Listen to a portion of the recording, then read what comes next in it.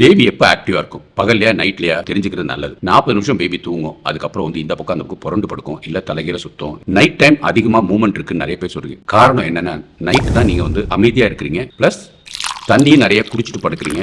ராத்திரி சாப்பிட்ட உடனே பேபியும் அது ரொம்ப ஆக்டிவா ஃபீல் பண்ணுவீங்க. முடிஞ்ச தூங்குறதுக்கு முன்னாடி தண்ணி குடிக்க கொஞ்சம் அவாய்ட் பண்ணீங்கன்னு வச்சுக்கோங்க. நைட்டு பேபியும் நல்லா தூங்கும். நீங்க தண்ணி குடிக்க பேபியோட கிட்னி வேலை பார்க்கும், அது ராத்திரில யூரின் போகும். ஸோ அதனால பேபி நைட் நல்லா தூங்கணும் அப்படின்னா ஒரு 6 மணிக்கு மேல தண்ணி குடிக்கிறத அவாய்ட் பண்ணுங்க. உங்க நாக்கு உங்க தொண்டை ட்ரை ஆகாம இருக்கிறதுக்கு லைட்டா வாயில கொப்பளிச்சுக்கிட்டா போதும். ஸோ பேபி நைட்ல தூங்கிடுச்சுன்னு வச்சுக்கோங்க, குழந்தை பிறந்ததுக்கு அப்புறம் அதுக்கு ஃபீடிங்கும் நல்லா இருக்கும். அப்புறமா அதுக்கு வந்து இதான் நைட்டு கரெக்டா தூங்க ஆரம்பிக்கும். பகல்லையும் நல்லா மூவ் ஆகும், நைட்டும் மூவ் ஆகும். பட் நைட்டு முடிஞ்ச அளவு உங்களோட ஸ்டிமுலேஷன் இல்லாம இருக்கணும். நீங்க பாட்டுக்கு டிவி பார்த்துட்டு இருக்கிறது, இல்ல வாட்ஸ்அப் பார்த்துட்டு இருக்கிறது, இல்ல ராத்திரி ஃபுல்லா ஏதாவது ஸ்நாக்ஸ் சாப்பிட்டு இருக்கிறது, இல்ல ஒரு டிசிப்ளின் இல்லாம இருந்துன்னு வச்சுக்கோங்க, பேபியும் அந்த இடத்துல அதே மாதிரி தான் இருக்கும். குழந்தை பிறந்த பிறகும் பால் குடிக்கிறது இருந்து எல்லா பழக்க வழக்கங்களும் மாறும். ஸோ நைட்டு பேபி நல்லா தூங்கணும், அதுக்குள்ள உங்க சப்போர்ட் பேபிக்கு தேவை.